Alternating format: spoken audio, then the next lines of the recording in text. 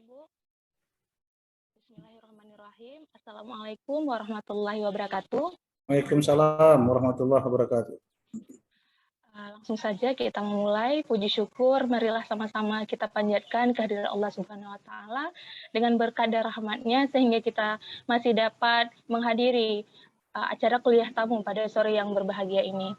Dan juga salawat beserta salam senantiasa kita curahkan kepada Nabi besar Muhammad SAW.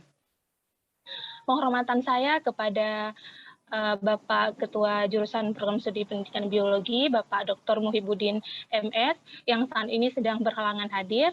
Kemudian Ibu Dr. Safrida MSI AIFO, dan juga selaku Koordinator Program Studi Magister Pendidikan Biologi, kemudian juga dosen, dan seluruh peserta yang telah berhadir pada acara kuliah tamu pada sore hari ini.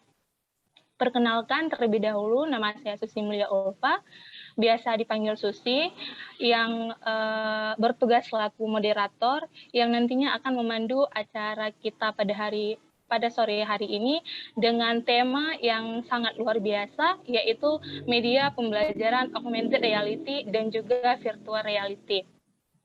Nah, terlebih dahulu sebelum kita melanjutkan kepada pembukaan acara, terlebih dahulu alangkah baiknya kita membaca Al-Basmalah. Baiklah, selanjutnya pembukaan acara yang akan disampaikan oleh Ibu Dr. Safrida MSI AIFO. Kepada Ibu, saya silakan. Baik, terima kasih moderator. Assalamualaikum warahmatullahi wabarakatuh. Waalaikumsalam warahmatullahi wabarakatuh.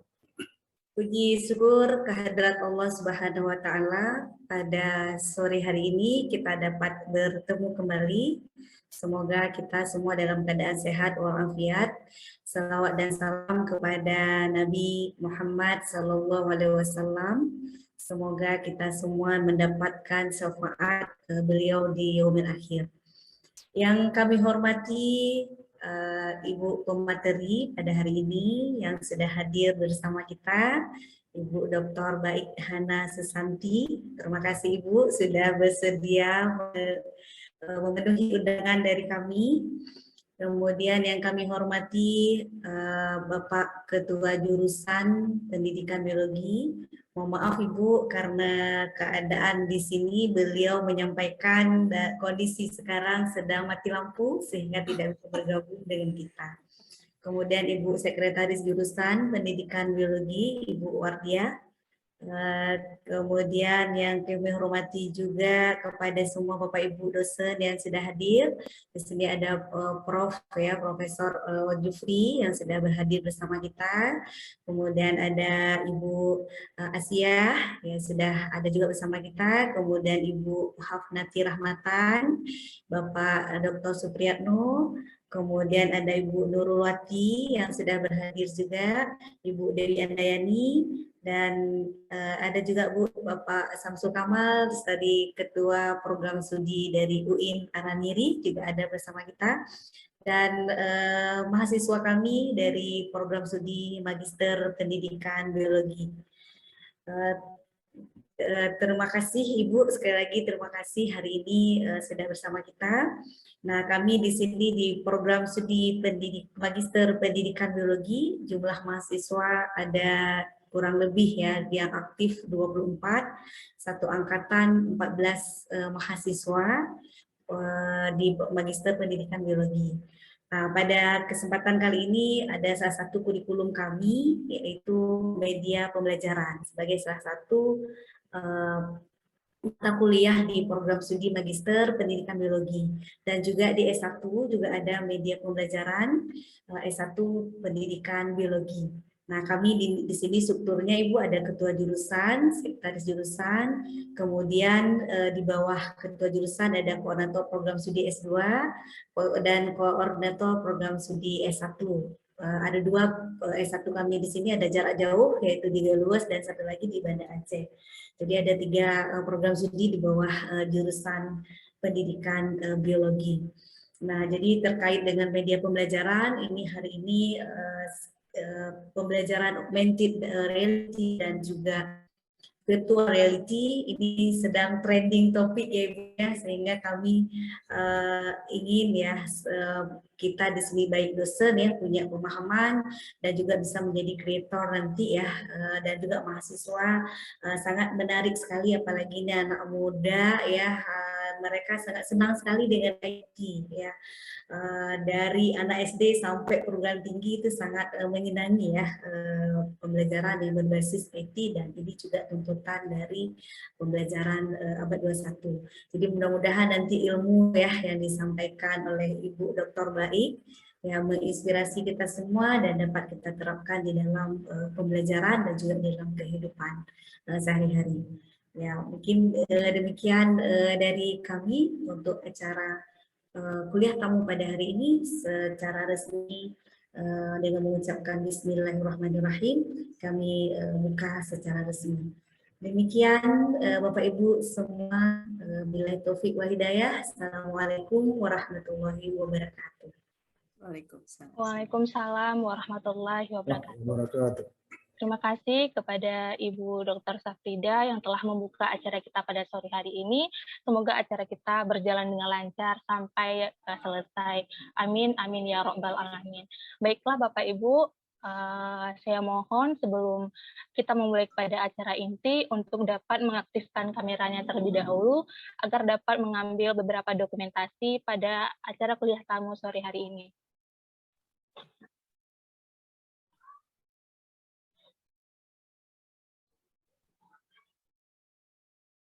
Baik.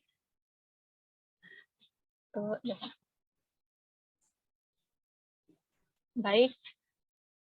Terima kasih semuanya untuk Bapak dan Ibu dan peserta yang telah mengaktifkan kameranya. Langsung saja kita akan memasuki acara yang paling kita tunggu-tunggu, yaitu acara inti tentang topik yang sangat menarik, yaitu media pembelajaran augmented reality dan virtual reality yang akan disampaikan oleh Ibu Dr. Baik Hana Susanti, MSc. Sebelumnya, izinkanlah saya untuk membacakan sedikit biodata tentang pemateri kita yang sangat luar biasa pada sore hari ini. Baiklah, Ibu Dr. Baik Hana Susanti, MSc, merupakan dosen di UIN Syarif Hidayatullah Jakarta dan juga CEO founder of Artificial Intelligence Center Indonesia. Dan beliau lahir pada tanggal 9 Februari tahun 1970. Kemudian riwayat pendidikan Ibu Dr. Baik Hana Susanti, beliau mengambil S1 di program studi aquaculture di Institut Pertanian Bogor, kemudian melanjutkan Master of Science in School of Environmental Research and Development / Aquaculture di ASEAN Institute of Technology Thailand.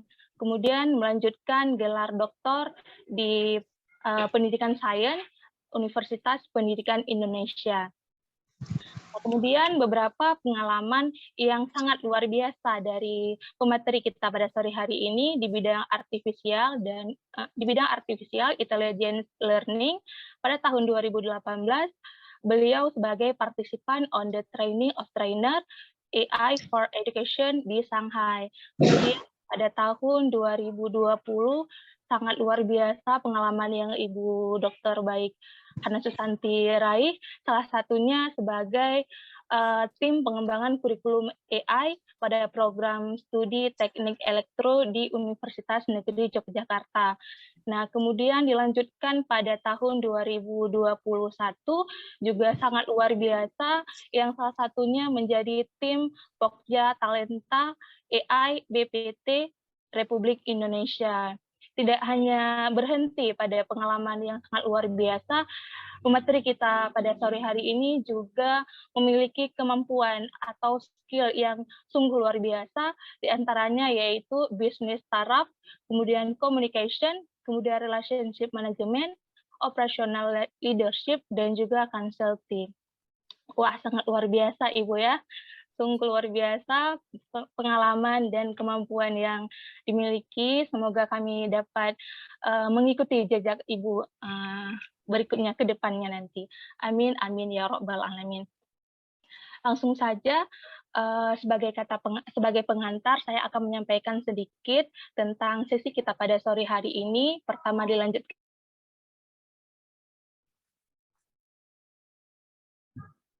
Baik Bu, terima kasih atas kesempatannya. Saya ambil alih ya untuk Ibu moderator sebentar. Mohon maaf Ibu. Oh, sudah masuk kembali Susinya. Ya Susi, silakan dilanjutkan. Baik, mohon maaf Ibu, di sini juga kendala dengan jaringan berhubung tadi juga ada badai dan mati lampu. Baiklah, Bapak Ibu semuanya dan juga peserta yang telah berhadir. Beberapa tadi pengalaman dan kemampuan yang Ibu pemateri kita raih cukup luar biasa. Semoga nanti ke depannya kita dapat mengikuti jejak dari Ibu Dr. Baik Hana Susanti, MSc. Baik Ibu, langsung saja untuk pemaparan materi.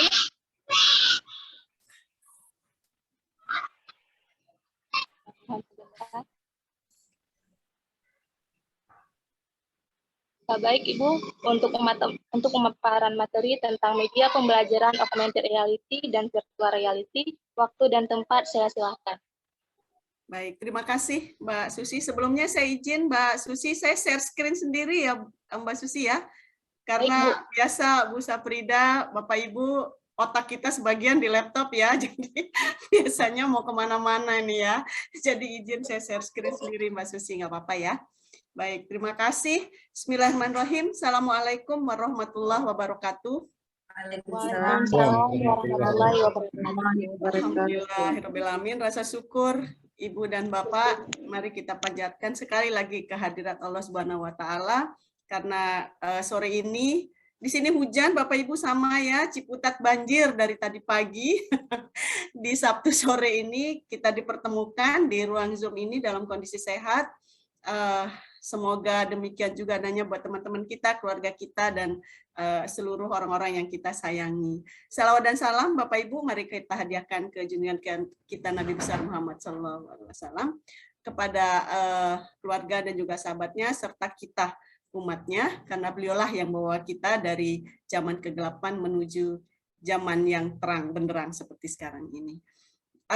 Terima kasih pertama kali saya ucapkan kepada pihak dari Unsiah ya Bapak Ibu ya. Terima kasih Bu Saprida sudah komunikasi dari awal gitu ya. Terima kasih atas kesempatannya. Terima kasih juga kepada Bapak Kaprodi yang mungkin dalam hal ini diwakili oleh teman-teman dosen ya Pak. Teman-teman juga terima kasih atas kehadirannya. Dan yang saya banggakan mahasiswa Magister Pendidikan Biologi luar biasa Unsiah ya. Sudah bergerak maju nih ke arah digital ya, itu yang membuat saya bahagia sekali Bapak dan Ibu. Karena apa? Memang dari tahun 2019 setelah saya selesai S3 di tahun 2016, memang saya menekuni dunia digital ini. Mungkin di saat itu masih belum banyak ya yang memikirkan tentang perdigitalan ini gitu ya, tapi bagaimanapun waktu itu saya coba untuk mulai merintis gitu Bapak Ibu sebuah startup yang berlokasi di Universitas Indonesia ya, di UI di Depok. Jadi namanya Artificial Intelligence Center Indonesia. Ini mungkin Bapak Ibu bisa lihat di background belakang saya. Ini adalah IC kita menyebutnya. Jadi ini adalah sebuah startup yang didedikasikan memang untuk pengembangan artificial intelligence secara luas gitu ya. Dari sejak anak-anak baik tingkat SD, SMP, SMA maupun perguruan tinggi Bapak dan Ibu. Itu kita mulai di 2019. 2020, 2021 sujud syukur Bu Saprida, Pak Jupri dan teman-teman dosen karena pandemi ya, jadi senternya relatif tidak banyak untuk anak-anak. Akhirnya kita fokus pengembangan kurikulum, pengembangan media, kemudian rekrutmen tutor dan lain sebagainya. Alhamdulillah di akhir tahun kemarin itu sudah mulai boleh menerima siswa. Ya, jadi kami ada pelatihan, pembelajaran, workshop guru, workshop siswa gitu ya. Ada field trip, virtual trip, wah macam-macam deh kegiatannya di IC gitu ya. Bapak Ibu mungkin bisa browsing di Google gitu, Artificial Intelligence Center Indonesia. Nah, dalam perkembangannya Bapak Ibu, IC yang tadinya hanya fokus pada pembelajaran artificial intelligence, dalam arti kami mengajarkan itu ke anak-anak gitu ya, kemudian berkembang menjadi aplikasi gitu ya. Jadi banyak yang meminta aplikasi dari AI ini gitu, jangan hanya berupa pelatihan dan pembelajaran. Nah, salah satu yang kami fokuskan itu adalah pengembangan VR dan AR. Nah, jadi saya merasa mendapatkan durian runtuh gitu Bu Safrida ketika diberikan kesempatan untuk mengenalkan VR AR ini ke teman-teman di Unsia. Nah, izin saya share screen Bapak dan Ibu. Mungkin untuk sore ini saya sudah izin ke Bu Safrida gitu ya. Kita mungkin akan menghabiskan waktu dengan mendengarkan saya presentasi gitu Bapak Ibu. Tapi mungkin nanti kita akan sedikit mencoba untuk berdua lah ya, kalau misalnya memungkinkan waktunya, untuk mengembangkan VR ini secara langsung. Jadi mungkin Bapak Ibu yang berkenan gitu untuk mencoba langsung di rumah, nanti akan kita pandu pelan-pelan gitu ya, dengan menggunakan beberapa aplikasi yang gratis, baik VR maupun AR. Nah, tapi ini memang sederhana Bapak dan Ibu, mengingat waktu gitu ya. Kalau ingin lengkapnya memang ada beberapa hal yang harus kita pelajari lebih lanjut ya. Jadi nanti setelah saya presentasi, kemudian nanti mungkin kita akan adakan tanya jawab gitu ya Mbak Susi. Kemudian setelah itu kita akan workshop aja. Jadi biar Bapak Ibu coba sendiri nih di rumah, akan kita pandu dari sini. Nah, dalam hal ini saya dibantu oleh satu mahasiswa saya nih, Mas Raifan. Mas Raifan, open mic Mas Raifan. Ya, Ibu. Ya, jadi Mas Raifan yang akan membantu saya nanti. Jadi nanti yang share screen adalah Mas Raifan, akan dipandu pelan-pelan gitu bagaimana mengembangkan VR dan AR ini. Karena sayang Bapak Ibu sekarang di dunia maya sudah tersedia banyak aplikasi untuk teman-teman guru bisa mengembangkan VR dan AR walaupun secara sederhana gitu ya. Tapi untuk melatih skill tentu itu tidak apa-apa. Kemudian tahap demi tahap atau tutorialnya itu sudah saya kirim ke Bu Safrida gitu ya Bu. Nanti teman-teman yang berniat untuk mencoba ini setelah kuliah ini selesai kami persilahkan ya. Jadi pada sore hari ini saya kasih judul Virtual Reality and Augmented Reality in Education. Jadi kita mungkin akan fokus di sana walaupun mungkin nanti beberapa akan agak keluar dari fokus kita. Nah, pertama saya ingin kita fokus dulu gitu ya, atau kita samakan lagi memori kita terhadap bagaimana model pembelajaran yang berkembang 2-3 tahun ini. Kalau kita lihat ada yang offline, ada yang online gitu ya. Yang offline ada yang kita sebut dengan sinkronus offline dan ada yang asinkronus offline. Jadi yang sinkronus offline seperti yang kita lakukan seperti biasa di kelas gitu ya. Jadi one tutor for many students gitu ya. Kemudian yang asinkronus biasanya dilakukan oleh teman-teman peserta atau peserta didik kita itu di rumah. Jadi dia belajar sendiri, waktunya dia tentukan sendiri tanpa harus melakukan belajar itu terus-menerus. Biasanya kita dalam bentuk tugas, assignment, PR dan lain sebagainya. Yang berkembang 2-3 tahun ini adalah pembelajaran online gitu ya. Online bisa dilakukan juga dengan dua cara, yaitu online sinkronus online dan asinkronus online.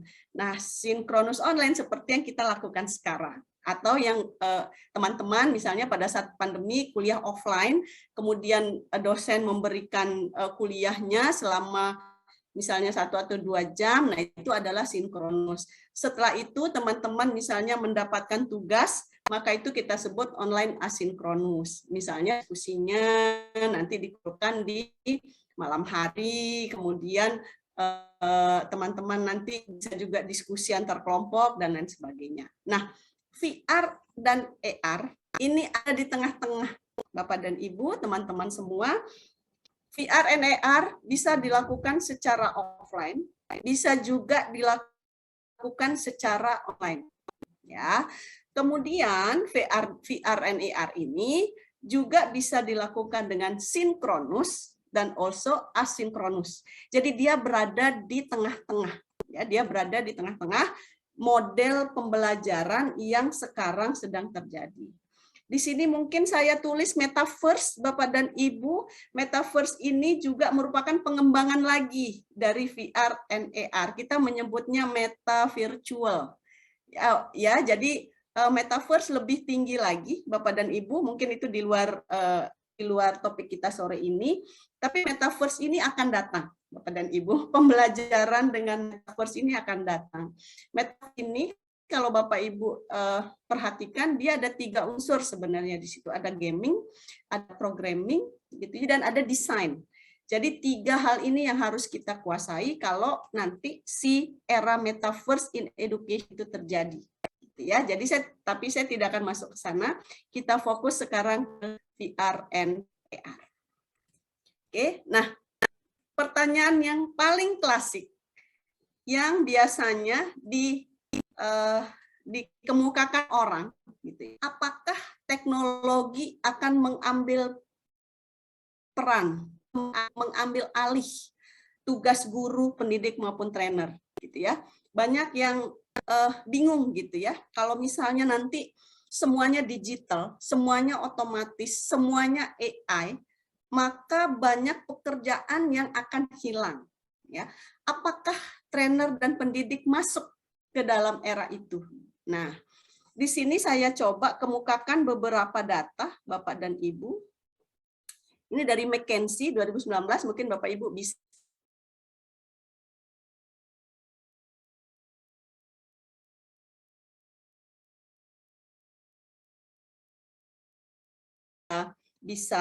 cek nanti. Ini adalah jumlah oleh AI. AI ini kalau secara kasar kita menyebutnya zaman robot, gitu ya. Halo, suara saya masih jelas nggak ya? Mudah-mudahan masih jelas. Jelas. Jelas, oke, baik. Ada 23 juta jenis pekerjaan yang akan digantikan oleh otomasi atau robot atau sistem atau aplikasi apapun itu, gitu ya. Tapi kemudian ada 20 juta sampai 46 juta pekerjaan baru yang akan muncul, gitu ya. Jadi ada nggak pekerjaan yang akan hilang? Ada, gitu ya. Apakah ini masuk pekerjaan kita, gitu ya, pendidik atau trainer? Nanti kita lihat di belakang. Oke, jadi dari 27 sampai 46 juta ini, 10-nya itu adalah baru banget, gitu. Kalau kita lihat misalnya contoh influencer misalnya, ya, dulu nggak ada. Misalnya video designer misalnya, nggak ada dulu. Sekarang muncul. Nah, diperkirakan gitu ya, 10 juta jenis pekerjaan akan muncul. Ya, nah apa jenis pekerjaannya? Banyak gitu. Umumnya yang tergantikan adalah pekerjaan-pekerjaan yang dilakukan secara terus-menerus atau repetition. Misalnya tukang pasang baut di pabrik mobil misalnya, itu pasti tergantikan oleh robot, ya. Misalnya tukang kasih karcis, gitu ya, di jalan tol, itu pasti tergantikan, gitu ya. Jadi pekerjaan yang repetition, yang berulang, itu pasti akan digantikan oleh si AI atau si digital atau si robot atau si sistem, gitu ya. Jadi kita tidak bisa memungkiri bahwa makin lama, makin ke depan SDM itu harganya makin mahal dan teknologi makin murah. Maka orang atau pengusaha itu cenderung atau lebih senang menggunakan teknologi dibandingkan menggunakan sumber daya manusia. Nah, kembali ke atas Bapak dan Ibu, apakah pekerjaan kita akan digantikan oleh sistem? Gitu ya. Nah, bisa iya, bisa tidak. Kenapa? Gitu ya. Jadi trainer, kita sebutnya trainer aja secara umum Bapak Ibu. Trainer yang mengajarkan keterampilan yang bersifat matematis dan mekanis itu akan hilang. Pasti hilang. Penjaga toko, penjaga tiket, tukang parkir, ya pasti akan hilang. Tapi kemudian trainer dituntut untuk mampu menjadi desainer pelatihan.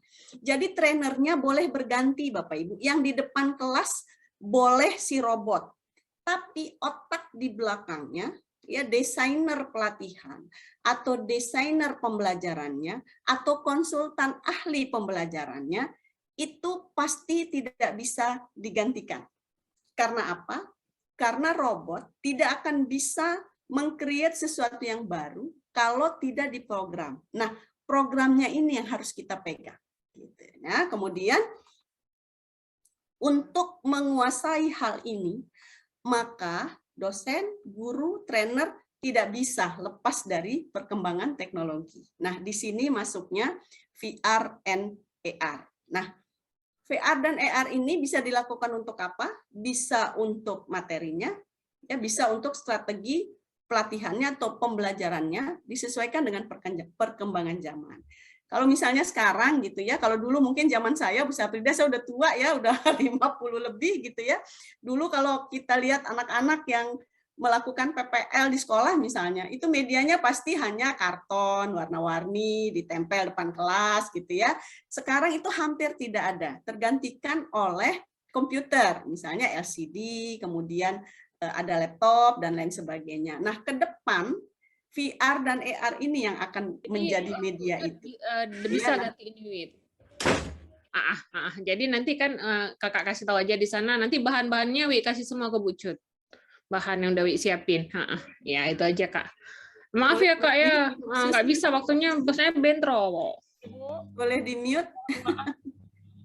Di mute aja kali ya seluruhnya. Oke, baik, terima kasih. Nah, ini adalah sebuah komparasi yang coba saya tampilkan.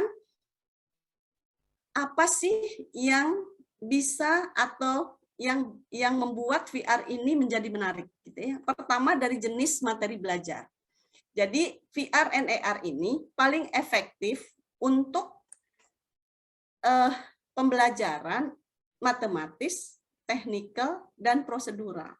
Humaniora itu relatif tidak bisa digantikan karena humaniora lebih banyak mendidik ya Pak. Jadi yang bisa di replace itu adalah otaknya, tapi hatinya enggak gitu. Jadi sebagai pendidik bisa di replace, tapi sebagai pengajar itu bisa di replace, tapi pendidik itu nggak bisa. Nah jadi VR ini paling efektif kalau kita kembangkan untuk mata kuliah atau pelajaran yang bersifat matematis, teknikal, dan juga prosedural. Misalnya praktikum. Nah, VR ini efektif sekali dan menjadi lebih murah gitu. Karena apa?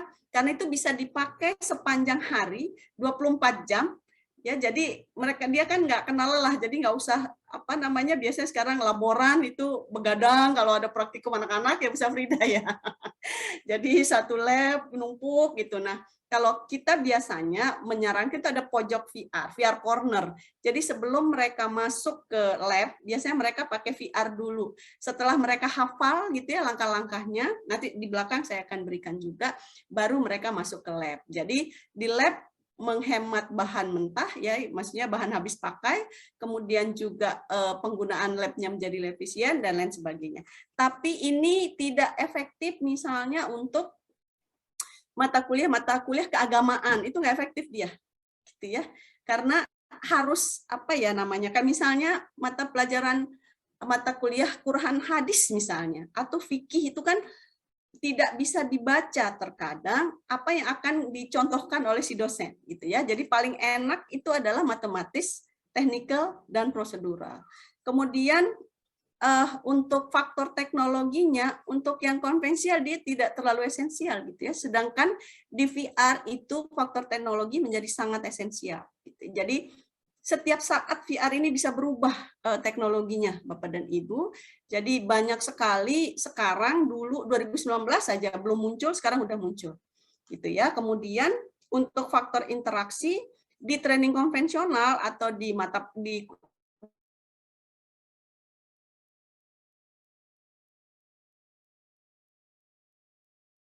kuliah atau sekolah sekarang itu kan dia terbatas interaksinya dengan komputer.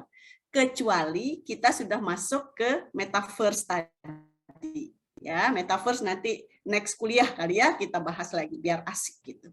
Kemudian secara visual untuk pembelajaran yang konvensional itu sangat tergantung lokasi, kemudian butuh biaya besar. Ya kan, kalau kita mengembangkan media secara visual, tapi untuk training konvensional. Tapi kalau di VR dan AR itu bisa sesuai harapan. Jadi mau bikin apa aja bisa di VR gitu. Misalnya mau bikin kita sedang mencoba membedah katak gitu ya.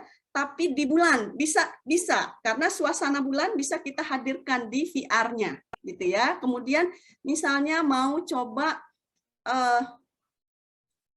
biologi, misalnya biologi sel gitu ya, kita akan berkelana ke dalam selnya. Bisa nggak kita buat itu? Bisa. Jadi secara visual itu tidak terbatas. Estetikanya terutama selama si pendesain itu punya referensi tentang visualnya, maka itu bisa diwujudkan.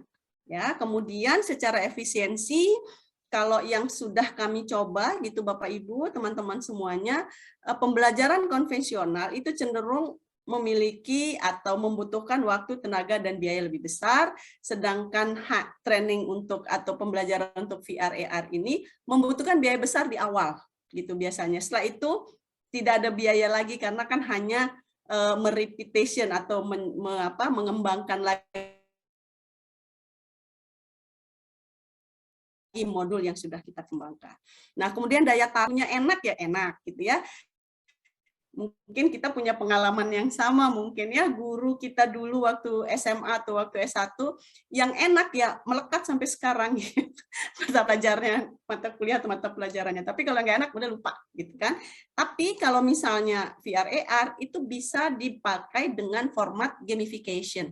Ya, jadi sangat menarik terutama untuk anak-anak. Nah, sekarang anak-anak sekarang kayaknya cenderung lebih senang dengan game gitu ya dibandingkan dengan yang bukan game atau yang hanya monoton, apalagi udah 3 dimensi, 4 dimensi dan lain sebagainya. Nah, kemudian domain utama dari training atau VR AR ini yang pertama adalah tergantung gaya, yang konvensional itu tergantung dari gaya trainer. Jadi banyak pengetahuan biasanya. Sedangkan untuk VR AR itu lebih banyak ke psikomotorik. Jadi dia melakukan sendiri. Nanti saya perlihatkan video untuk itu. Nah, yang kedua Bapak Ibu, saya mengutip ini pernyataannya Michael Lombardo gitu bahwa learning is a journey not destination. Jadi learning itu adalah perjalanan, bukan tujuannya gitu. Jadi mungkin kalau yang sudah berumur seperti saya itu bisa menyadari bahwa ternyata ya learning itu adalah perjalanan karena kita belajar nggak pernah nyampe gitu. Udah selesai belajar lagi, udah selesai belajar lagi, udah selesai belajar lagi. Kalau saya yang dulu lupa gitu ya, bukan teman-teman nggak kali gitu ya. Nah, di dalam prinsip learning is a journey not destination ini, maka biasanya 70% itu yang keinget gitu ya adalah bagaimana pada saat kita mendapatkan pengalaman belajar, ya, not only knowledge but also experience. Misalnya kita membedah katak gitu ya, kataknya loncat kena mata kita waktu kita SMP. Sampai tua juga ingat ya Bapak Ibu ya, kita pernah bedah kataknya loncat kena mata. That's experience. Jadi di dalam VR AR yang 70% ini yang kita tembak. Ya, jadi experiential learning kita nyebutnya. Jadi sesuatu yang baru, kemudian satu pengalaman yang menantang, ya, akan bisa membantu peserta didik untuk solve problems dan reflective practice. Kalau kita belum jatuh, kita belum tahu caranya berdiri. Kalau kita sudah jatuh, tahu caranya berdiri. Dan kalau sudah jatuh di tempat yang satu, kita tidak mau lagi jatuh di situ. Itu bagaimana kita mereflektifkan praktisnya. Jadi VR AR ini berada di area 70% ini, Bapak dan Ibu, yang nantinya untuk ke depan, untuk future workers-nya, yang 70% ini yang akan banyak sekali dipakai. Ya, 20%-nya adalah social learning, kemudian networking, sharing, kemudian jejaring, gitu ya, networking, kemudian bagaimana dia kemampuan dia mendengar, kemampuan dia bersosialisasi, kerjasama, gitu yang atau kita kenal dengan Society 5.0 itu 20%, dan 10%-nya adalah formal learning, atau kita bilang ya ini adalah pembelajaran knowledge-nya, gitu ya, struktur course and programs, itu hanya 10%. Nah, 70%-nya itu adalah experience. Ya, nah dari yang 70% ini digantikan oleh VR itu menjadi sangat bagus. Kemudian yang kedua adalah bagaimana implementasi virtual reality ini dalam training, gitu ya. Nah, beberapa implementasi virtual reality yang sudah kami coba kembangkan itu ada yang kita sebut virtual tour. Tadi saya mungkin sebelum peracara tadi sudah ngobrol dengan Prof. Jufri, dengan Bu Safrida, bagaimana kita agak sulit untuk mengunjungi tempat-tempat yang jauh atau di masa pandemi ini kita tidak boleh kunjungi. Ya, jadi kita bisa bikin virtual tour-nya. Itu adalah salah satu implementasi dari virtual reality dalam pembelajaran. Yang kedua bentuknya simulasi. Simulasi ini bisa pemadam kebakaran, operator pesawat, pembajakan, dan lain sebagainya. Sekarang yang sedang kita kembangkan adalah virtual reality di bidang customer service. Ya, jadi itu juga sudah selesai. Kemudian mempelajari benda yang beresiko. Bisa orang tubuh hewan, mungkin di fakultas-fakultas kedokteran, keperawatan, biologi, dan lain sebagainya, itu sebagian sudah di-VR-kan. Ya. Kemudian public speaking, gitu ya, kemudian presentation, dakwah, gitu juga kita kembangkan. Kemudian kita juga membantu menghafal informasi detail dan rumit dengan VR ini dalam bentuk gaming. Kita kembangkan juga, nanti ada di belakang. Kemudian eksplorasi benda makro dan mikro, misalnya alam semesta, mata pelajaran IPBA misalnya, kemudian juga molekul, kimia, itu sangat mudah diproyeksikan ke dalam virtual reality. Karena tadi domainnya atau secara virtualnya kita bisa create, gitu Bapak Ibu. Kemudian secara konten itu bisa kita buat menu sesuai dengan grading anak-anak. Jadi misalnya anak SD, anak SMP, anak SMA itu kita bisa bedakan, gitu ya, bagaimana menggambarkannya. Kemudian untuk virtual tour museum kita sedang dikembangkan dengan Antam, Bapak Ibu. Jadi Antam ini sebuah perusahaan BUMN, gitu ya, bidang pertambangan. Dulu dia punya tambang besar di Bogor, tapi kemudian harus tutup, ya, harus tutup. Oleh karena itu, maka si Antam itu ingin membuat museum. Tapi kan nggak mungkin pengunjung harus masuk ke dalam tambangnya, ya kan? Karena sisi keamanan, kenyamanan, dan lain sebagainya. Maka kita buatkan virtual tour-nya. Kemudian bahasa asing, kita lagi kerjasama dengan Poltekpar, Bapak Ibu, Politeknik Pariwisata, jadi untuk guide, untuk dia menyambut tamu, dan lain sebagainya. Kemudian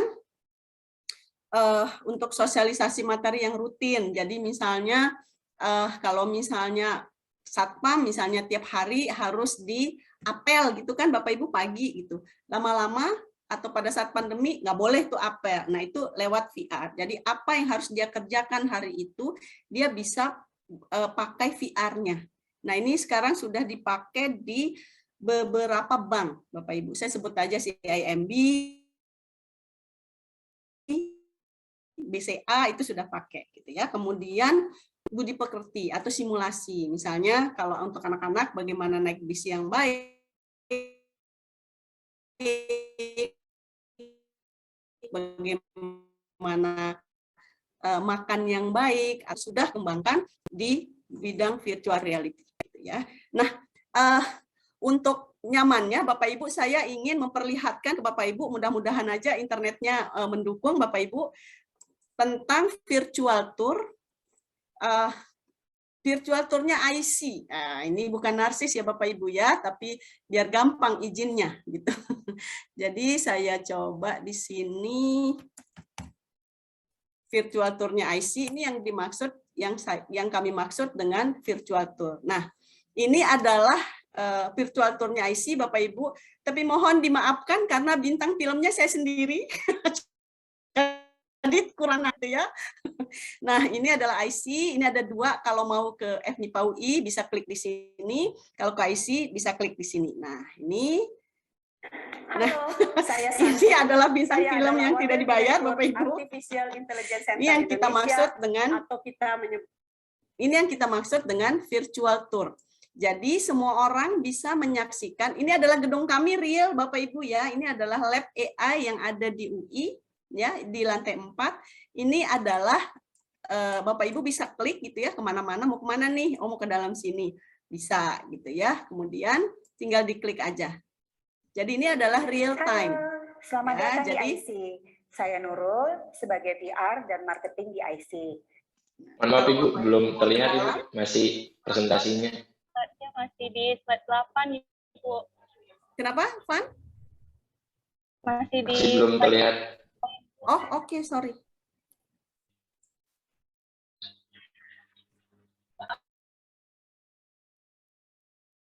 Nah nih. Sebentar. Saya harus ngapain nih, Van? Ntar, saya stop dulu ya. Saya stop share dulu.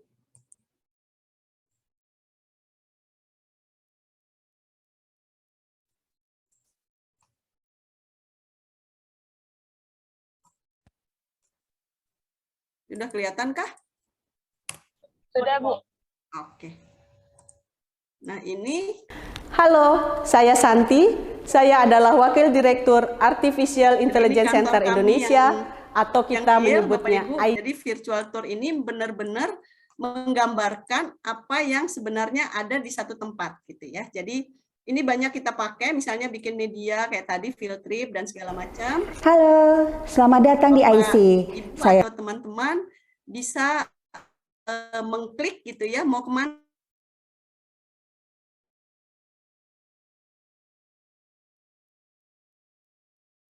nih, misalnya mau ke lab ini, syuting beneran Bapak Ibu ya. Jadi pakai kamera 360 gitu. Jadi apa yang ada di IC ya seperti itulah yang sebenarnya ada gitu. Jadi kita tidak ngayal gitu ya, kita juga tidak pakai apa namanya ya visual-visual yang kita ambil dari luar, enggak. Kalau virtual tour itu murni atau memang merupakan penjabaran atau apa namanya ya visualisasi dari apa yang sebenarnya ada. Nah, selain virtual tour, kita juga ada yang namanya virtual exhibition, gitu ya. Virtual exhibition ini biasanya kita pakai untuk atau dalam hal misalnya kita ingin membuat pameran atau ingin membuat eksibisi. Nah, itu kita bisa bikin si pameran itu secara virtual, tapi tetap kelihatan seperti aslinya, gitu ya. Jadi kalau Bapak Ibu mungkin di Unsiah nanti bikin apa, kalau kami menyebutnya Edu Expo gitu ya, Expo itu bisa divirtualkan. Mungkin nanti saya share, tapi di terakhir kali ya Mbak Susi ya, biar enak. Kita lanjut dulu ke presentasinya karena ada beberapa juga di sini. Oke, jadi virtual tour itu seperti itu, gitu Bapak Ibu. Nah, kemudian kita sampai di virtual reality dalam dunia pendidikan. Ya, nah, sorry. Di VR kita sepakat membuat sebuah statement gitu bahwa untuk pembelajaran di dalam ruang kelas itu adalah depends on trainer quality and student learning pace-nya. Oke, sedangkan untuk self learning atau online learning itu kurang practical skill-nya atau kurang untuk daya ingatnya. Kalau misalnya mungkin Bapak Ibu teman-teman merasa saya pribadi udah 4 semester ini mengajar online itu ternyata secara praktikal, secara keterampilan itu tidak sebagus waktu kita offline. Contoh misalnya saya mengajar zoologi vertebrata, Bu Saprida, Prof. Jupri, dan teman-teman. Biasanya kalau offline itu kan kita langsung di lab. Jadi skill anak-anak kita latih bagaimana dia dari mulai memegang pisau bedah, kemudian bagaimana dia meletakkan hewan-hewannya gitu ya. Nah, di pembelajaran secara online itu hilang. Walaupun kita coba create, kita nyebutnya home practical gitu ya, mereka mencoba di rumah, tapi ternyata tidak skillnya tidak berkembang sesuai atau sama dengan pada saat kita offline. Nah, karena practical skills-nya itu tidak sebagus offline, maka retensinya itu rendah. Kalau di saya Bapak Ibu ya, ini pengalaman saya. Jadi kita sepakat bahwa kalau misalnya dia melakukan demonstrasi atau practice doing lah, practice, maka kita sepakat Bapak Ibu bahwa 75% itu akan terserap. Ya, kalau 75% akan terserap, maka pasti retensinya tinggi.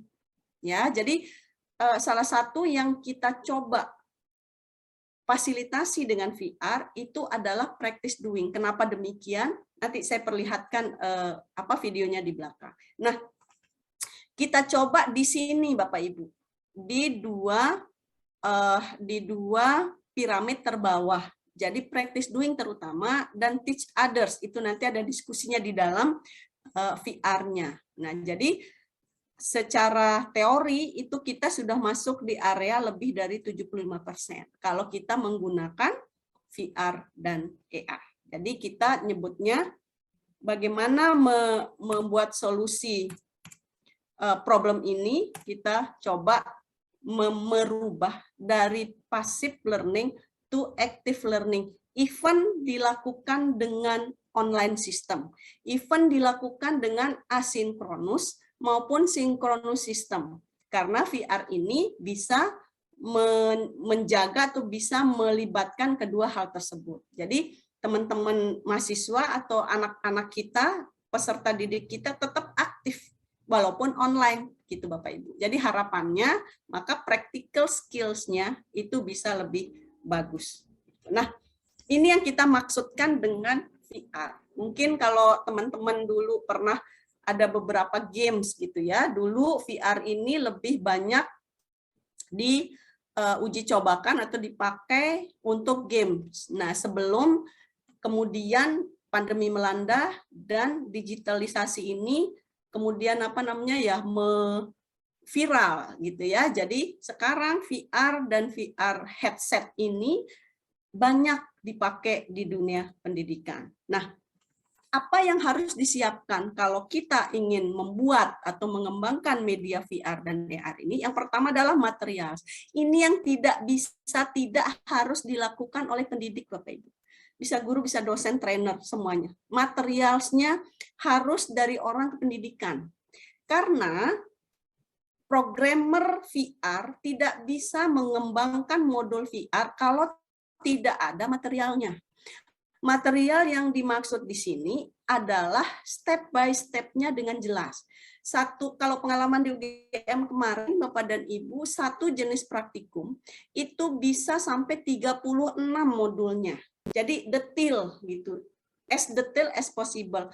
Makin detail materialnya, maka desainnya makin bagus gitu, makin jelas, gitu ya. Kemudian kalau untuk application itu adalah tugasnya VR programmer gitu. Kalau menurut saya Bapak Ibu yang harus kita kuasai ini di sini.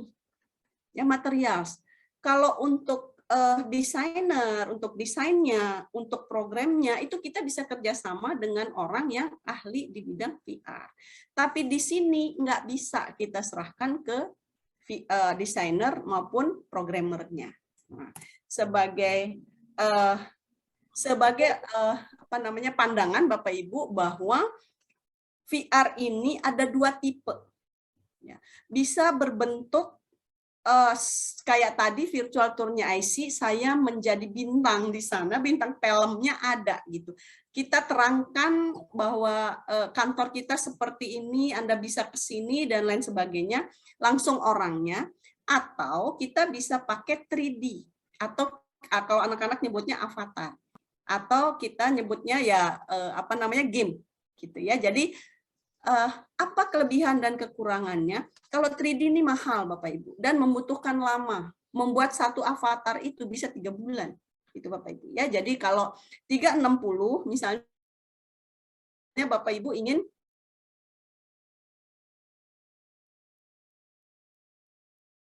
membuat virtual tour pakai kamera 360 ya, di beberapa titik akan Bapak Ibu atau yang ingin Bapak Ibu tampilkan gitu ya. Kemudian nanti dibuat di dalam VR. Nanti 360 cepat nih. Cepat dan lebih murah. Kalau 3D biasanya anak-anak lebih suka gitu ya, dan tidak terbatas jenis apa namanya tokohnya gitu, tapi lama dan mahal. Nah, sekarang yang kita kembangkan lebih banyak ke 360. Nah, ini adalah sejarah per VR-an Bapak Ibu. Kalau Bapak Ibu mungkin masih ingat, ada yang pakai kardus dulu ya. Nah, itu 2014 ini mulai gitu ya, VR headsetnya itu pakai cardboard. Jadi pakai apa namanya?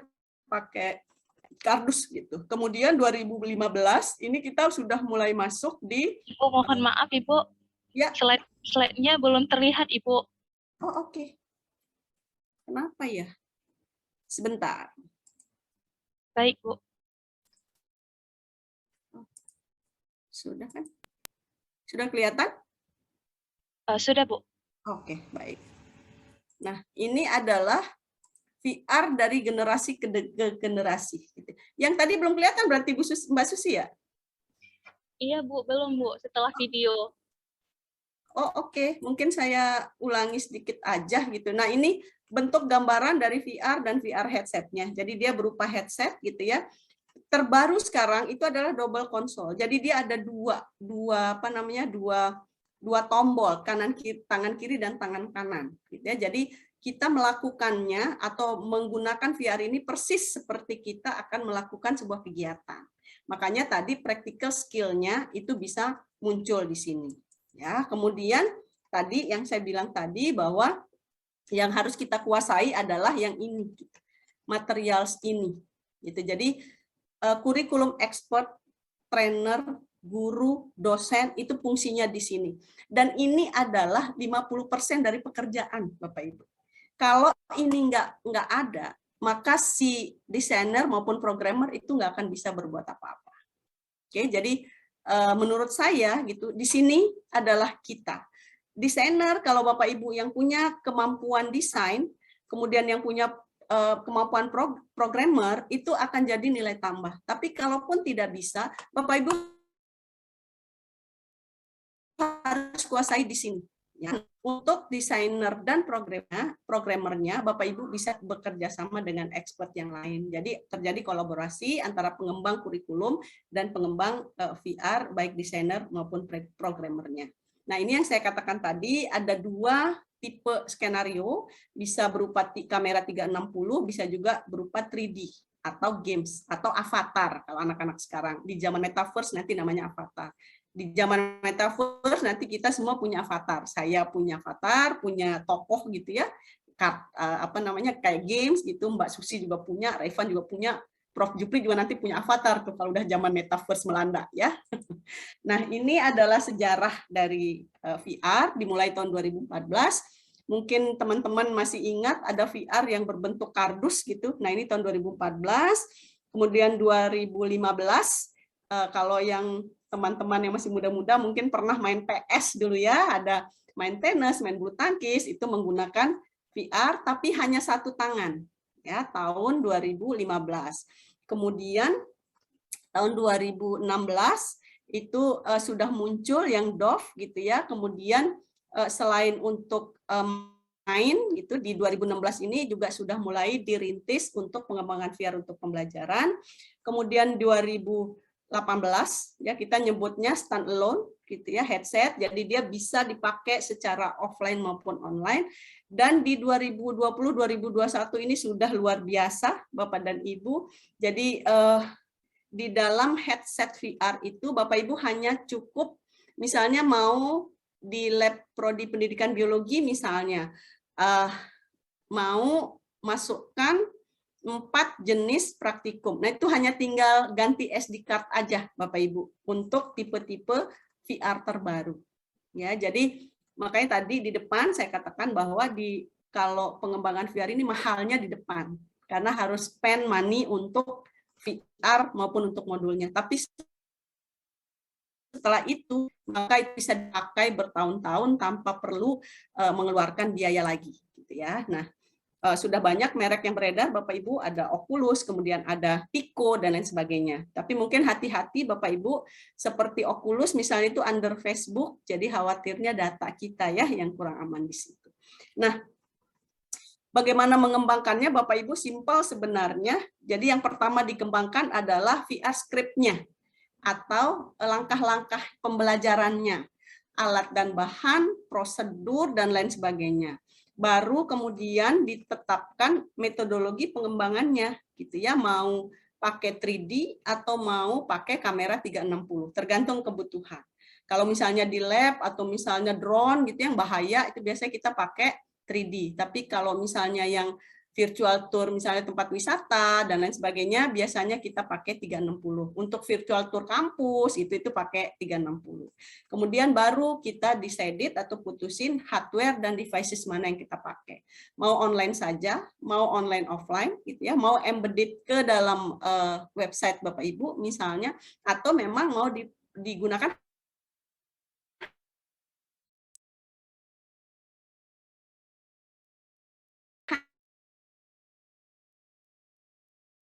hanya di VR aja gitu. Bapak Ibu, nanti saya takut nggak bisa nge-share lagi nih ya. Saya coba sebentar.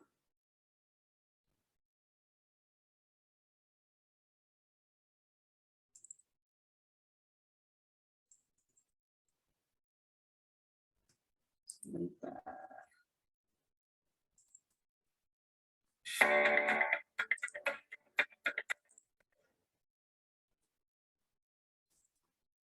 Saya akan share screen tapi pakai video. Mudah-mudahan bisa bersahabat ya.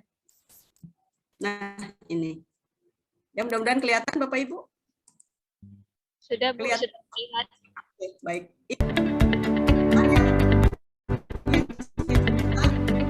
Yang kita kembangkan PM.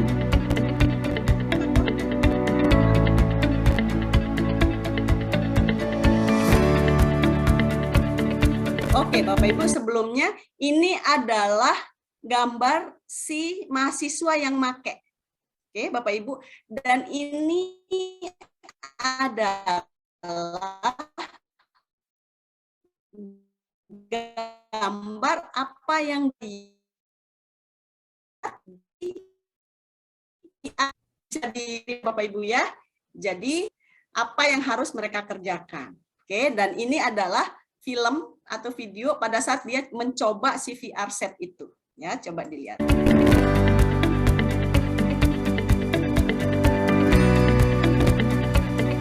Oke.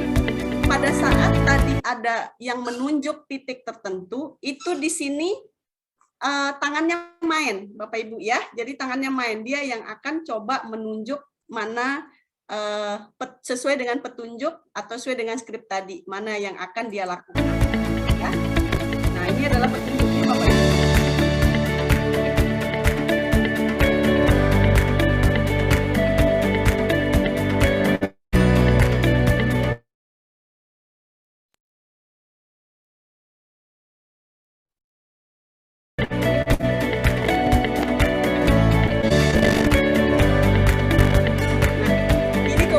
Bapak Ibu.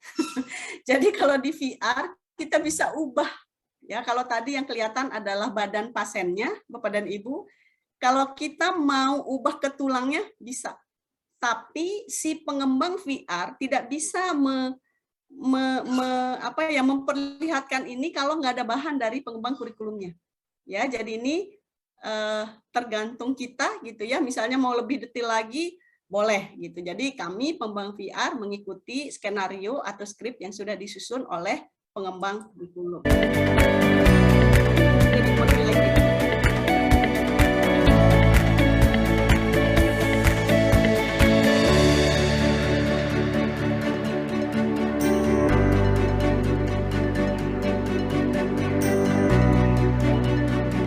Nah, ini dia mulai untuk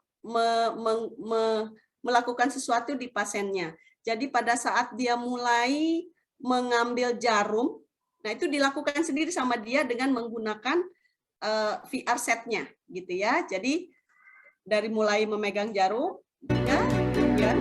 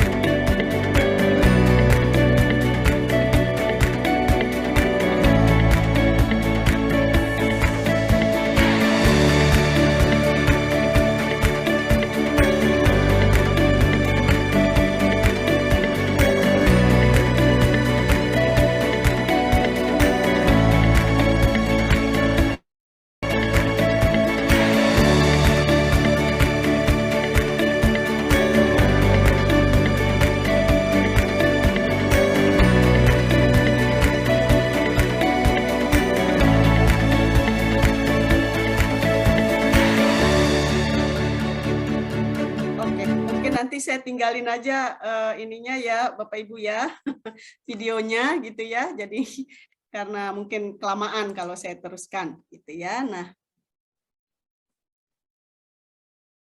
saya coba lagi melanjutkan presentasinya gitu ya. Jadi itu adalah generasi terbaru dari VR sekarang gitu ya. Kemudian kembali ke sini Bapak Ibu. Jadi sekarang itu tadi sedikit tentang VR. AR lebih sederhana sebenarnya Bapak Ibu, karena AR ini menggunakan HP. Nah, AR ini tidak banyak perkembangannya Bapak Ibu sekarang gitu ya, karena dia adalah lebih banyak digabungkan dengan VR. Jadi dia hanya 2 dimensi ke 3 dimensi, tapi dia hanya memproyeksikan. Jadi nanti mungkin Mas Raifan bisa mencoba gitu ya, bagaimana mengembangkan AR dan VR ini. Ini sudah jam 6, Bapak dan Ibu. Mungkin saya persilahkan, ini nanti AR tidak banyak, Bapak Ibu. Jadi ada sejarah singkat, kemudian bidang yang pernah kan itu udah banyak banget. TK itu sudah banyak banget menggunakan AR ini. Jadi dia bisa memproyeksikan yang 2 dimensi jadi 3 dimensi. Nanti susah untuk kita diskusikan, tapi kalau dipraktekkan itu menjadi lebih gampang, lebih kebayang gitu ya. Mungkin untuk presentasinya saya cukupkan ya, Pak Susi, Bu Susi, Bu Safrida dan Prof Jufri. Mungkin nanti ada hal-hal yang perlu kita diskusikan, saya persilahkan. Kembalikan ke Mbak Susi. Silakan. Baik, terima kasih Ibu atas pemaparan materinya yang cukup luar biasa menarik. Mungkin sedikit Ibu dari kami untuk diskusi sebelum nanti melanjutkan pada workshop, dan mungkin diskusi tidak terlalu banyak waktu juga berhubung kita udah mau sampai jam 6 Bu ya. Jadi kita batasin aja barang 1, 2, atau 3 pertanyaan. Baiklah, saya persilahkan kepada Bapak Ibu ataupun seluruh peserta. Jika ada yang ingin bertanya, saya silakan.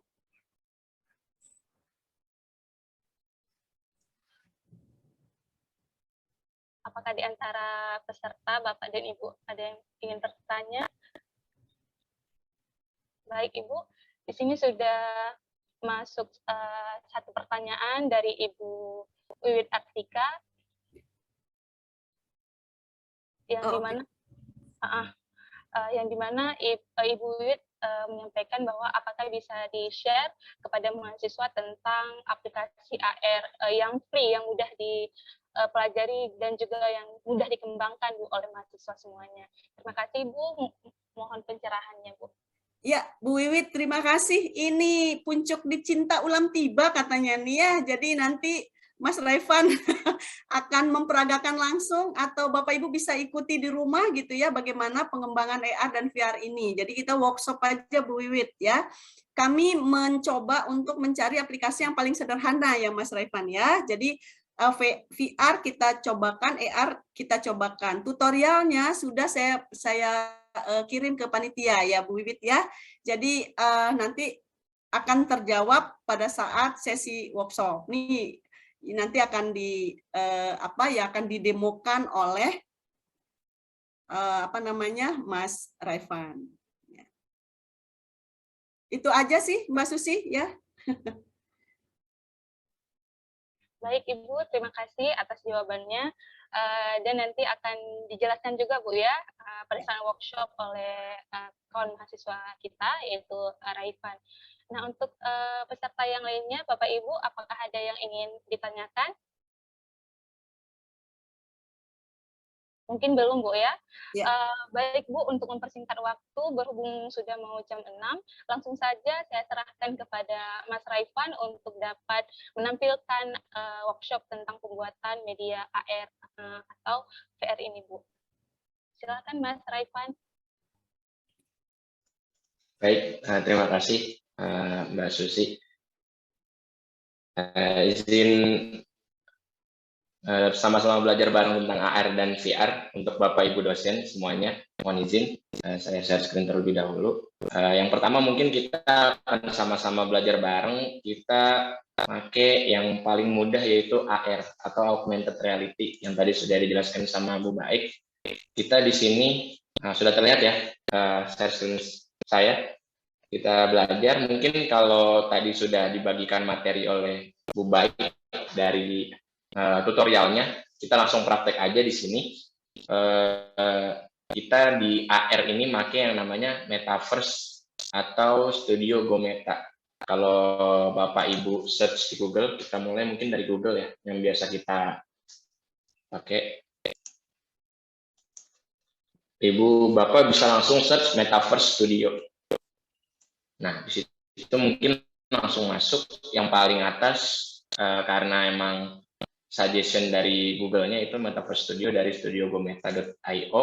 Nah, di sini tampilan utamanya bisa langsung get started karena ini free ya. Nah, bisa create akun dulu sebagai teacher karena kan kita sebagai guru ya. Nah, udah berhubung saya sudah buat akun, saya bisa langsung login.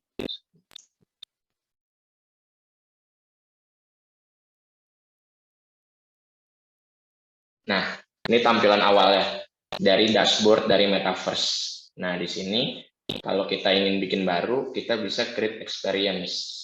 Sebelah kanan, nah ini tampilan awal canvas yang akan nantinya jadi tempat untuk menaruh media-media yang nanti tersusun atas dari scene per scene. Karena di sini AR, kalau Bapak Ibu mungkin sudah pernah coba pakai media quizzes atau lain sebagainya, itu hampir mirip, tapi ini lebih sedikit berfitur dengan dunia nyata. Nah, di sini ada yang namanya canvas, tempat kita nanti bekerja. Di sini ada scene. Scene ini nantinya adalah tampilan awal yang akan ditampilkan di HP dari peserta didik kita. Dari handphone peserta didik kita akan ditampilkan scene-scene yang nantinya akan kita susun. Nah, yang pertama di sini kita bisa perbesar aja. Nah, di scene 1 ini bebas, Bapak Ibu mau namain apa, misalnya di sini pembuka misalnya. Pembuka. Nah, kalau Bapak Ibu sekalian ingin langsung masuk ke pertanyaan, di sini bisa langsung nih ditulis. Atau misalnya ingin pembuka ada selamat sore, silahkan ikuti instruksi berikut misalnya. Nah, di sini bisa ditambahkan tulisan, di sini bisa kita tambahkan. Nah, ini yang bagusnya adalah kita bisa tambahkan gambar. Misalnya kita pakai gambar kucingnya. Nah, bisa pakai gambar kucing misalnya. Nah, teknologi AR-nya di mana gitu ya kan? Nah, ini tuh kalau misalnya di sini ada kotak lagi ya di bawah. Ini buat jawaban. Kalau misalnya ibu bapak pengen naruh jawaban atau pilihan yang bisa diklik lah misalnya. Ini misalnya 1, terus mau ditambah lagi. Di sini 2, tinggal ditaruh aja. 3, 4. Nah, ini ada 4 tombol yang nantinya akan bisa dipilih oleh siswanya. Nah, tombol-tombol ini bisa kita koneksikan ke scene selanjutnya, atau kita bisa sebut slide selanjutnya lah, kalau misalnya Bapak Ibu sering pakai PowerPoint ya. Misalnya kalau teman-teman nanti siswanya mencet 1, mau ke scene apa lagi nih? Misalnya dia kan 1 nih misalnya. Kita bisa transition mau ke scene nanti ke soal yang baru, atau mau ke perintah atau koneksi yang baru gitu. Di sini ada banyak pilihannya. Bisa do nothing ini enggak kenapa-kenapa, kalau dipencet 1 ya udah diem aja.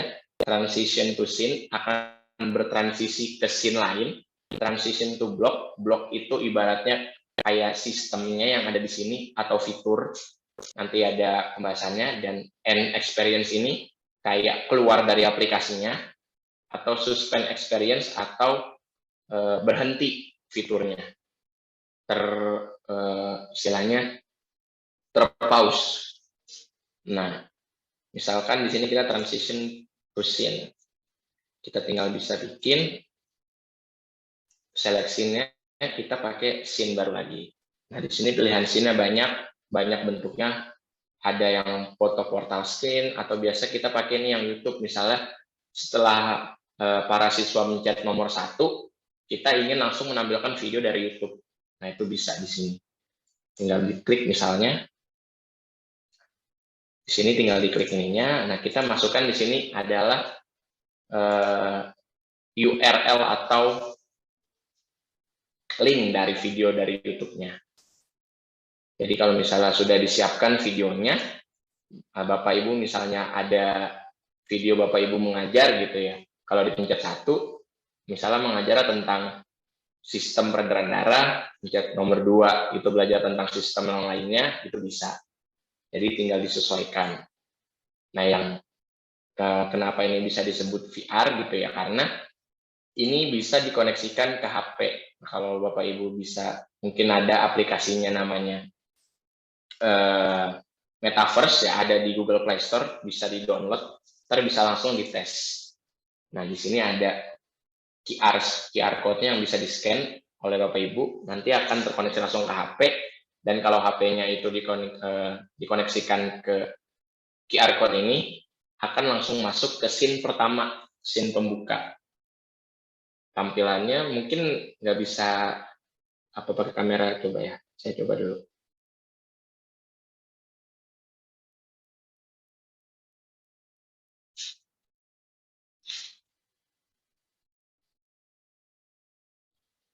Nah, tampilannya nanti akan seperti ini ya.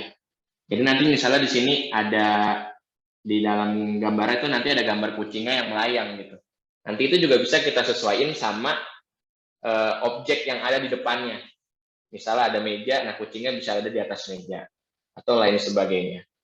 Atau yang lebih keren lagi, ketika kita nge-scan gambar QR code, nanti akan muncul gambar 3D yang akan menjelaskan misalnya struktur dari sel atau struktur dari virus gitu. Nah, itu yang lebih kerennya lagi gitu, dan itu bisa langsung digunakan di sini. Dan enaknya ini gratis dan open source.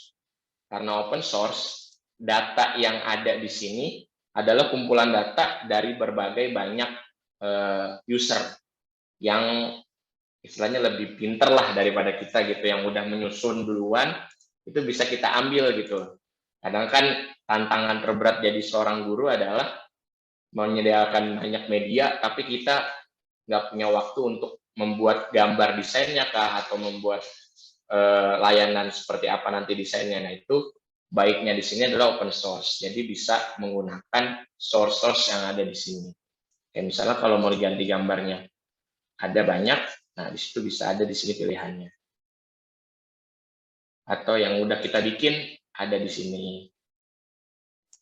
Ada banyak aplikasi third party yang mendukung open source, ini kayak 3D Google Poly, Animated 3D, GIFCAT Sticker. Nah, itu bisa digunakan semaksimal mungkin untuk mendukung nanti Bapak Ibu dalam menyiapkan media pembelajarannya. Nah, kayak misalnya nih, saya sudah buat,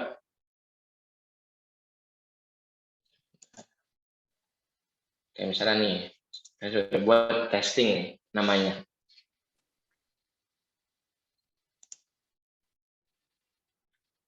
Nah, di sini. Saya misalkan pertanyaannya seperti ini, kapan Dogecoin rilis ke publik? Nah, di sini ada pilihan jawabannya, nanti akan bisa dipilih oleh peserta didiknya. Nah, ketika saya memprogram ini, ketika yang jawabannya benar, maka akan muncul scene victory-nya atau video menangnya SpongeBob lah gitu ya kan. Di sini. Misalnya yang benar adalah jawaban 2013. Nah, maka 2013 akan masuk ke scene victory gitu. Nah, habis dari scene victory kan dia udah menang, dia boleh take a foto gitu, ngambil foto selfie dia gitu karena dia udah bener. Saya programnya seperti itu. Nah, terus di akhirnya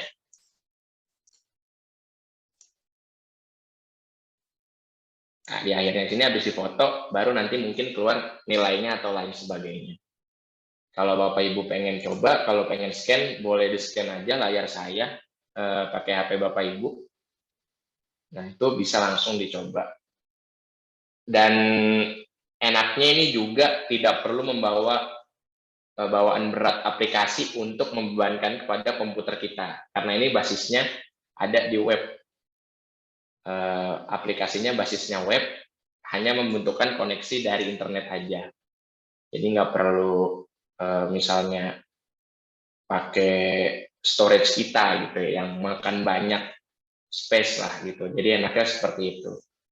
Dan enaknya lagi di sini bisa langsung di-share. Nah, bisa langsung share ke Facebook, ke Twitter, atau mungkin nanti kalau misalnya enaknya QR code-nya ini kita bisa langsung share. Biasa kita ke Google Classroom ya, bisa langsung di-share. Atau mungkin mau bikin akun langsung di Metaverse ini juga bisa. Nanti akan masuk ke public. Nah, ini akan bisa dibuat di public.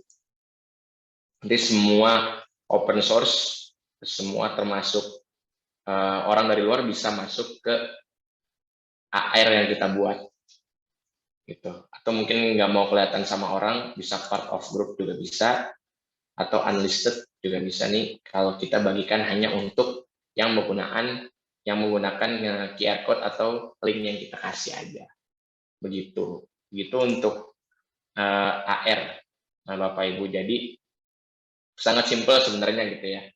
Dan setiap ingin ada yang diubah per scene, per blok, nanti Bapak Ibu bisa diklik aja gitu. Di sini ada pilihannya. Ada background style-nya mau IR atau background, ini bisa diganti. Kalau IR ini nanti akan tampil layarnya persis seperti di dunia nyata. Kalau background ini bisa dipilih background-nya. Mau warna apa gitu ya. Terus di sini ada pilihan jawabannya, mau dalam bentuk list, mau dalam bentuk kotak-kotak, atau mau dalam bentuk lingkaran juga bisa. Terus di sini ada timer, kalau Bapak Ibu pengen anak-anak jawabnya lebih cepat, bisa dipakai timer. Jadi kalau misalnya udah lebih dari 10 detik, dia bakal langsung next ke scene berikutnya. Gitu. Terus di sini ada transition control buat kontrol dari transisi yang ada nanti di timernya. Begitu. Mungkin buat lengkapnya sudah ada beberapa tutorial yang sudah dikirim sama Bu Baik, yaitu juga banyak ya untuk fungsi-fungsi dari berbagai tools yang ada di Metaverse Studio ini. Mungkin itu untuk Metaverse Studio. Nah, untuk selanjutnya mungkin kita beralih ke VR atau virtual reality. Di sini ada kita memakai namanya cospace.edu. Kalau dari Google,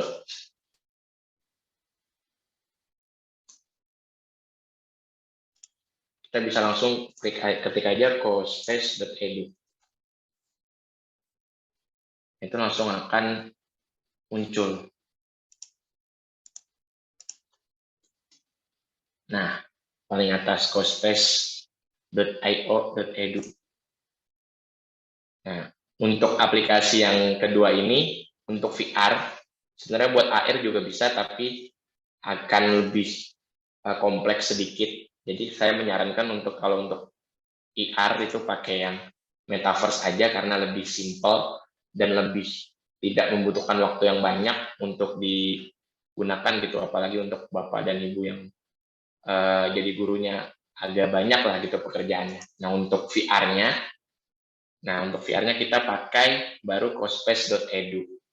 Di sini Bapak Ibu kalau belum punya akunnya bisa langsung register. Nah, register sebagai guru ini di agree aja. Nah, ini bisa langsung register pakai email. Atau kalau Bapak Ibu mungkin udah punya akun Google, bisa langsung saja pakai email dari Google. Nah, ini tampilan dari dashboard awal dari cospace.edu untuk buat kita nanti buat VR atau dunia di dalam digital gitu ya. Nah, di sini ada create class atau join class. Nah, di sini Bapak sama Ibu bisa bebas apakah ingin menggunakan cospace.edu ini sebagai ajang untuk kelasnya. Jadi mereka sudah satu aja gitu pakai cospace.edu dan tidak pakai yang lain. Atau hanya menggunakan cospace.edu ini sebagai tempat untuk anak-anak join ke dalam virtual reality yang udah Bapak Ibu buat. Jadi bebas di sini bisa dikendalikan gitu, bisa di-create atau bisa join class. Di sini kalau Bapak Ibu pengen buat langsung, bisa langsung klik cospace-nya, dan di sini bisa langsung create cospace. Nah, karena aplikasi ini kita menggunakan yang gratis, aplikasi digital ini menggunakan yang gratis, maka ada beberapa fitur yang terkunci atau terlock gitu ya Bapak Ibu. Jadi nggak semuanya terbuka. Jadi karena kita menggunakan yang versi gratis, kita pilih yang empty scene aja, empty scene.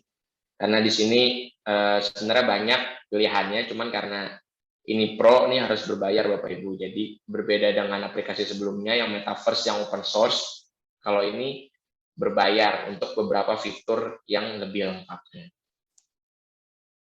Bisa klik. Nah, di sini ada gambar kanvasnya atau environment-nya atau lingkungan dari virtual reality yang ingin kita buat nantinya. Nah, di sini Bapak Ibu punya berbagai tools yang bisa dilihat. Di sini kita mulai dari yang paling kiri dulu, paling atas. Di sini ada home, ini home untuk kembali ke dashboard utama. Di sini ada Undo dan Redo, sama seperti Microsoft Word atau Microsoft PowerPoint ya, untuk kembali ke settingan awal sebelum diubah, atau Redo kembali ke settingan awal yang pas diubah. Ada snapping atau grid, ini untuk mengaktifkan kotak-kotak di bawah, untuk memudahkan nanti kita menaruh objek. Jadi terlihat. Terus di sini ada help, kalau Bapak Ibu mungkin kebingungan untuk beberapa fitur yang ada di Cospace, bisa langsung mencet help. Ini ada share untuk share apa yang udah kita buat di dalam lingkungan virtual yang udah Jadi, nah di sini ada kode blok ini adalah interaksi untuk setiap objek yang ada di dalam lingkungan virtualnya. Dan di sini ada play itu adalah posisi kita untuk memainkan atau berjalan di dalam lingkungan virtual yang udah kita buat. Terus di sini ada namanya layer atau bisa disebut dengan kanvasnya, bisa bertumpuk-tumpuk di sini kalau Bapak Ibu pernah menggunakan software desain. Nah, di sini nanti akan terlihat berbagai objek yang nantinya akan bertumpuk gitu. Yang bisa nanti kita pilih dari sini. Kita atur juga dari sini. Dan ini scene-nya. Balik lagi, kita akan bertemu dengan scene atau pihak suasana yang akan dibuat nantinya ya. Seperti sama kayak metaverse tadi, nantinya akan bersin-sin, akan ada lingkungan yang berbeda-beda juga kalau untuk virtual reality. Berbeda dengan AR tadi, tapi namanya kita sama, scene juga. Terus di bawahnya ada library. Di bawahnya ada library. Ini untuk memasukkan objek, baik itu nanti karakter atau avatar, binatang, objek barang-barang keras seperti rumah, meja, dan lain sebagainya, objek seperti benda hidup, transportasi, barang, bangunan ya. Ini ada beberapa pilihannya, dan juga ini spesial untuk kamera movement ya nanti. Nah, berbicara tentang lingkungan ini, kita bisa nanti di sini pilih lingkungannya mau seperti apa. Yang tadi sudah Ibu Baik bilang, kalau kita ingin menunjukkan misalnya suasana lingkungan yang pada saat zaman dinosaurus punah, gitu ya kan, kita nggak bisa membawa mereka kembali ke masa lalu. Kita bisa buat menciptakan lingkungan yang serupa dengan keadaan atau kondisi pada saat itu. Itu bisa dilakukan di sini. Nah, misalnya kita mau pilih lingkungannya seperti apa, bisa ada banyak pilihan. Ada bulan, dan lain sebagainya. Misalnya kita pilih bulan contohnya. Nah, ini akan tampilannya mirip ada di bulan. Tapi, balik lagi, ini yang versi 3D. Jadi, bukan yang versi 360, ini versi 3D, yang avatar kita yang nanti akan bertindak di dalam dunia virtual ini. Terus di sini ada filternya, bisa dipilih mau nuansa warna apa, merah, biru, dan lain sebagainya. Saya ada floor image, kalau Bapak Ibu pengen tambahin lantainya tuh mau motif apa gitu bisa di sini. Dan juga ada background sound untuk nambah soundnya nanti. Nah, saya sudah bikin juga misalnya ini. Nah, misalnya ini. Nah, ini tampilan dari di dalamnya ya. Akan sangat persis seperti apa yang udah kita desain tadinya. Ini kalau Bapak Ibu mungkin ini ada suaranya atau tidak ya? Oh, nggak ada ya. Jadi sebenarnya di sini ada suaranya Bapak Ibu. Jadi bisa desain ada suaranya agar nanti buat peserta didik menarik lah untuk mencoba. Nah, balik lagi ke sini kita akan memasukkan objek, misalnya gajah ini. Kita bisa pilih dari sini animal, kita bisa seret, nah kita masukkan. Di sini ada pilihan tools-nya, bisa kita putar sedemikian rupa bebas, bisa kita naik turunkan, bisa kita pindah posisi. Ini untuk men-scale. Nah, kalau ini untuk pindah posisi yang lebih spesifik. Bisa ke kiri, bisa ke depan, bisa ke atas. Gitu. Nah, itu untuk fitur ketika kita mengklik kirinya. Misalnya kita klik kiri mouse kita di objek yang udah kita tambahkan, nah itu akan muncul fitur yang ini. perpindahan posisi. Terus fitur selanjutnya adalah klik kanan. Nah, ketika klik kanan bakal banyak nih muncul fitur. Ada nama objeknya. Nah, di sini nama objeknya adalah elephant 1. Bisa diganti juga nanti. Di sini ada kode. Nah, kode ini nantinya yang akan kita gunakan untuk mengkomunikasikan kode yang udah kita buat atau membuat interaksi terhadap objek. Kita misalnya bisa kita aktifkan misalnya. Itu nanti kita akan masuk ke kode yang di sini. Terus di sini ada speech. Kalau ting ini nantinya akan berbentuk bulat-bulat ya. Misalnya kayak halo. Nah, itu akan kayak gini. Kalau say akan berbentuk bubble text.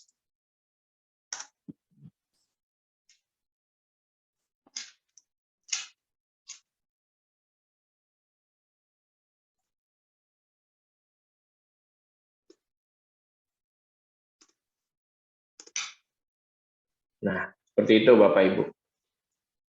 Nah, untuk yang lebih advance lagi, tadi yang sudah saya buat, yang sudah saya bilang nih, ini bisa kita delete dulu. Kita bisa berinteraksi di dalam lingkungan yang udah kita buat. Caranya gimana? Nah, kita bisa klik kanan pada objeknya, kita kode, nah kita use in code block untuk mengaktifkan interaksi pada objek orang ini misalnya. Terus kita pilih ke mode kode. Nah, disinilah mungkin ibaratnya dasar-dasar dari programming atau coding ya. Karena di sini banyak beberapa istilah yang sebenarnya mudah ya Bapak Ibu. Kayak main puzzle aja. Jadi misalnya ketika kita klik, ini kan ketika kita klik jacket boy, dia mau ngapain misalnya gitu kan. Tinggal kita sambung-sambungin aja. Kayak misalnya ini udah di atas, sudah saya buat. Nih, ketika kita klik, yang jaket boy-nya akan berputar. Kita bisa pilih dia berputar. Berputarnya searah jarum jam atau berlawanan arah jarum jam. Berputarnya berapa derajat. Dan dalam durasi berapa detik. Itu bisa kita atur di sini. Nah, terus, saya nggak mau dia hanya cuman berputar, tapi juga mengeluarkan kata-kata misalnya. Nah, kita bisa tambahkan di sini say. Nah, kita tambahkan say anak saya tolong misalnya. Kalau kita masuk ke dalam lingkungannya dan kita klik orangnya, nah dia akan muter dan bilang apa yang kita udah ketik tadi, yang udah kita instruksikan. Jadi bisa lebih interaktif lagi. Nah, penerapannya dalam dunia pendidikan seperti apa misalnya gitu ya. Nah, di sini misalnya Bapak Ibu di sini ada open source juga, open source terbatas tentunya yang disediakan. Di sini misalnya ada galeri. Nah, kayak misalnya tadi yang udah saya bilang, misalnya kita pengen menciptakan suasana saat dinosaurus punah. Kita bisa menggunakan lingkungan ini misalnya. Nah, ini akan terlihat bagaimana kondisi ya, meskipun tidak cukup akurat 100%, tapi anak-anak bisa merasakan lah. Nah, gimana cara anak-anak ngelihat ini nanti di device-nya? Sama lagi kayak Metaverse, Bapak Ibu bisa download aplikasi di Google Play Store yang namanya cospace.edu. Nanti tinggal scan lagi barcode-nya atau masukin kodenya, nanti akan masuk ke HP anak seperti ini tampilannya. Seperti itu. Atau kita mau pilih yang ada interaksinya. Misalnya seperti ini. Ini adalah pembelajaran untuk misalnya anak SD. Nah, di sini dia akan balapan sama komputer atau sama program yang udah kita buat. Nah, di sini misalnya dia bisa pilih mau normal, mau hard, mau insane. Nah, seperti ini Bapak Ibu. Kita bisa lihat di sini. Nah, anak harus menjawab pertanyaan agar mobilnya jalan. Jadi dia berpacu untuk menjawab pertanyaan. Jadi ntar misalnya kalau salah dia nggak jalan, kalau benar dia bakal jalan. Sampai nanti membalap program yang udah kita buat gitu.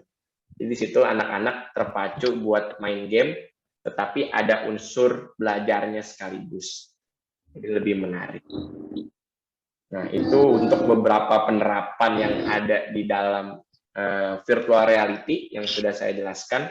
Mungkin Bapak Ibu bisa nanti explore lebih dalam lagi karena banyak sekali beberapa fitur yang sebenarnya bisa dimanfaatkan untuk memancing anak belajar lebih dalam lagi gitu ya.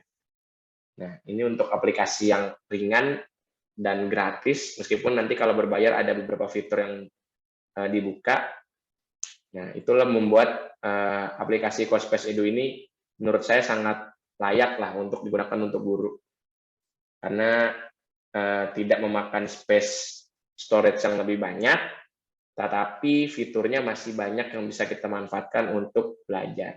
Nah, kalau nanti Bapak Ibu mungkin, saya bosen pakai Cospace, bisa lebih advance lagi. Di sini ada, kalau Bapak Ibu pernah main game, saya coba share screen sebentar. Nah, ini lebih advance lagi, namanya ada Roblox Studio. Nah, kalau di sini, Bapak Ibu bisa lebih explore lagi. Kalau Bapak Ibu lebih bosen gitu ya pakai penampilan yang kurang realistis, nah di sini bisa lebih realistis lagi.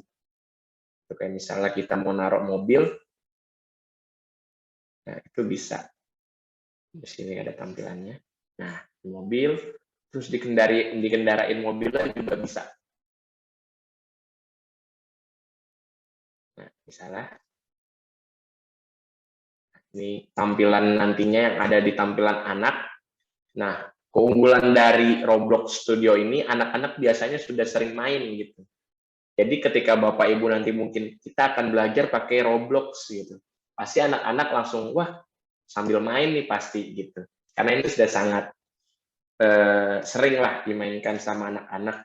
Basisnya mirip sama Minecraft, yang itu nanti anak-anak bisa explore nanti sesuai dengan kondisi pembelajaran yang udah Bapak Ibu setting. Di sini bisa sambil dikendarain juga. Nah, ini anak-anak mungkin bakal lebih senang pakai ini, cuman akan lebih banyak belajarnya Bapak Ibu mungkin karena di sini akan lebih kompleks untuk berbagai tools yang nantinya akan digunakan. Karena di sini sudah mainnya ke ranah softwarenya. Dan ini ada aplikasi yang harus diinstal dan bukan dari website.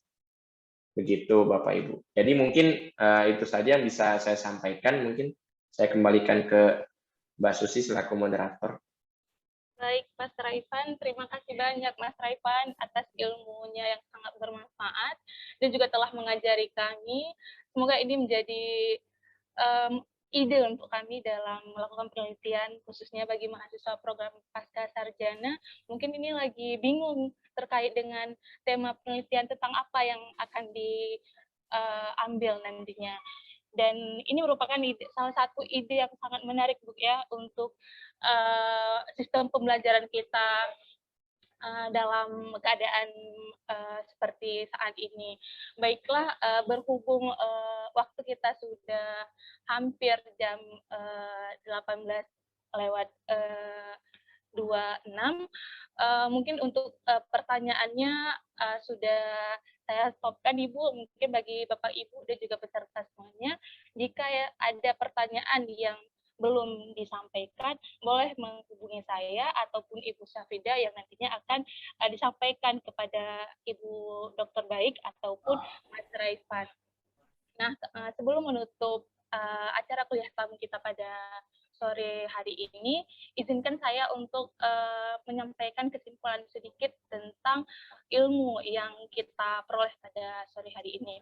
Yang dimana tadi saya sudah menangkap dari pemaparan materi yang telah Ibu Dokter Baik sampaikan, di mana pembelajaran AR ini ataupun VR ini dapat dilakukan secara online ataupun secara offline yang juga dapat dilangsungkan secara sinkronus ataupun asinkronus, yang nantinya kita juga harus memperhatikan bahwa untuk mempersiapkan media VR ini kita harus menyiapkan terlebih dahulu materialnya, Bu ya, dan juga bagaimana implementasinya dalam pendidikan itu dapat dilakukan misalnya seperti virtual tour ataupun kunjungan ke lokasi yang sulit kita jangkau, dan kemudian implementasinya juga dapat digunakan dalam mempelajari benda-benda yang beresiko, yang tidak yang sangat berbahaya untuk kita, jadi dapat kita manfaatkan dengan media pembelajaran VR ini. Dan juga cara mengembangkannya, salah satunya itu kita harus memperhatikan langkah-langkahnya, alatnya, dan baru teknik pengembangannya nanti bagaimana yang akan kita tempuh. Mungkin sedikit dari saya kesimpulan yang dapat disampaikan Ibu, berhubung waktu mungkin acara kita padai ya Ibu Safrida. Ya Bu, baik. Terima kasih saya ucapkan sekali lagi kepada Ibu Dr. Baik Hana Santi yang telah menyampaikan ilmu yang sangat bermanfaat, Bu. Terima kasih banyak, Ibu. Semoga ini menjadi amal untuk kita semua. Amin. Amin. Ya Rabbal Alamin. Baik, Ibu, saya Susi Mulia Ulfa, selaku moderator, mengucapkan terima kasih banyak sekali lagi, dan mohon maaf jika ada kesilapan ataupun kesalahan dalam membawa acara.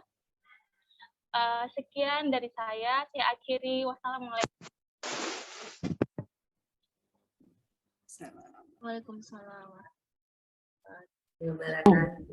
Warahmatullahi wabarakatuh.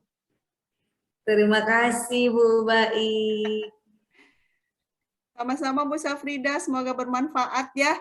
Mungkin ini hanya pemantik aja Bu Safrida ya, biar teman-teman tergugah untuk eksplor lebih lanjut. Masih banyak sebenarnya aplikasi gitu ya.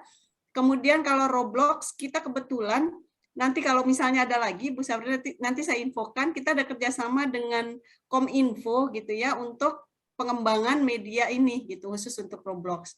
Jadi nanti kalau misalnya ada lagi, cuman katanya kalau guru sekarang diambilkan Mendikbud, akan saya infokan lah, karena gratis itu. Baik, Bu Santi. Baik.